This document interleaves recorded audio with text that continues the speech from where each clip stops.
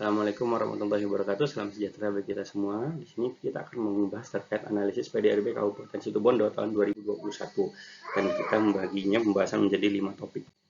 Yang pertama, latar belakang. Situbondo itu salah satu kabupaten yang ada di Jawa Timur dan berada di pantai utara atau Pantura dengan jarak sekitar 240 km dari Surabaya dan memiliki julukan sebagai kota santri dan bumi selawat nariah. Dan Situbondo itu menjadikan dua kecamatannya yang berada di barat Besuki dan di timur Asam Bagus sebagai second city of Situbondo untuk menunjang pertumbuhan ekonomi dan pembangunan.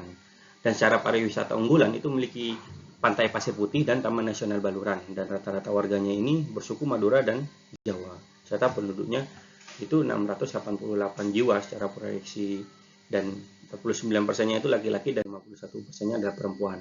Nah, secara kondisi makroekonomi PDRB atas dasar harga berlaku itu 21 triliun dan atas dasar harga konstan 13 triliun. Jadi di sini di tabel yang tengah ini bisa lihat bahwa tahun 2021 di tapal kuda sudah mengalami kenaikan pertumbuhan ekonomi daripada tahun sebelumnya yang mengalami minus karena adanya kondisi pandemi Covid. Kemudian secara sektor ekonomi prospektif kita mengambil 4 kategori dan dibandingkan dengan kabupaten di sekitarnya yang cenderung mirip, yakni pertanian, kehutanan dan perikanan, dan industri pengolahan, yang ketiga transportasi pergunungan dan jasa lainnya. Dan ke semua poin ini kategori Situbondo ini lebih tinggi daripada Bondowoso, dan sebenarnya di beberapa kategori pun juga lebih tinggi.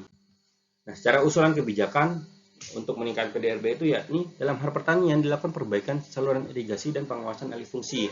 Alih fungsi ini penting karena secara nasional luas lahan panen itu selalu berkurang karena secara nasional itu ada pengalihan fungsi lahan pertanian menjadi tempat tinggal, menjadi perumahan atau gudang maupun sebagainya. Dan saluran irigasi ini juga penting karena secara dalam 1 tahun itu petani nggak bisa melakukan bertani selama 12 bulan penuh, nggak bisa. Karena ada masa di mana airnya sulit, tidak ada air. Misal hanya 8 bulan seperti itu. Nah, dengan melakukan perbaikan saluran irigasi yang awalnya langsung ke tanah ya, sungai biasa, dilakukan perbaikan dengan menggunakan beton, itu airnya itu lebih banyak. Jadi airnya tidak langsung masuk ke tanah, jadi bisa digunakan ke warga yang awalnya 8 bulan itu bisa masa bertaninya bisa sampai 10 bulan.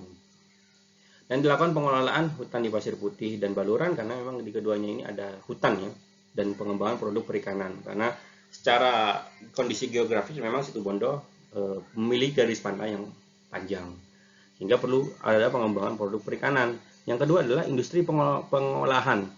Nah, ini perlu Situbondo melakukan menarik investor agar bisa melakukan investasi di Kabupaten Situbondo. Nah, karena kita tahu keunggulan di Situbondo itu memiliki garis pantai yang panjang dan secara industri pengolahan itu banyak di udang dan ikan-ikan lainnya. Dan ini seperti yang dilakukan oleh Pemprov Jawa Timur yang melakukan investasi dengan pembangunan istilahnya pusat penelitian dan pengembangan ikan kerapu, dan itu dilakukan pembinaan juga kepada masyarakat dan itu menaikkan pendapatan untuk masyarakat sekitar dan PDRB. Kemudian transportasi dan pergudangan. Jadi secara kondisinya memang Situbondo berada di pantai utara, maka lebih sering dilalui kendaraan besar dan ekspedisi sehingga jalan-jalannya itu cenderung lebih cepat rusak dan dilakukan perbaikan. Dan oleh karena itu selain itu juga karena memang luas wilayah yang panjang, karena perlu dilakukan pengembangan transportasi umum sehingga masyarakat itu lebih cenderung bisa menggunakan transportasi umum tersebut daripada menggunakan kendaraan pribadi karena secara keselamatan lebih aman daripada harus menggunakan kendaraan pribadi, di mana juga dilalui kendaraan-kendaraan besar dan kendaraan ekspedisi. Kemudian jasa lainnya yakni pengembangan pariwisata karena agar tidak fasilitas dan utilitas yang ada di pariwisata Situbondo itu tidak itu saja dan membosankan. Perlu adanya pembaharuan dan penyesuaian atau adaptasi terhadap kondisi saat ini bagaimana sekiranya bisa menarik atensi dari calon wisatawan. Yang kedua yakni melakukan promosi pariwisata karena saat ini kita lihat banyak masyarakat itu yang sudah cenderung sudah bisa mengakses smartphone dan memiliki sosial media. Dan pemerintah tuh Situbondo dalam hal ini perlu melakukan investasi untuk melakukan promosi-promosi di sosial media sehingga itu bisa menarik atensi dan keinginan wisatawan untuk berkunjung ke Situbondo, ke wisata Situbondo. Jadi pada kesimpulannya secara PDRB itu pertumbuhannya 3,26%, Dan secara sektor usaha, 4 usaha tadi yang memiliki potensi untuk dikembangkan dan memiliki prospek ke depannya, yakni pertanian, kehutanan perikanan, industri pengolahan, transportasi dan pergudangan, dan jasa lainnya dalam hal ini pariwisata. Nah, terkait saran dari kami menyarankan saran yang bisa diberikan adalah memprioritaskan pembangunan dari sisi SDM dahulu.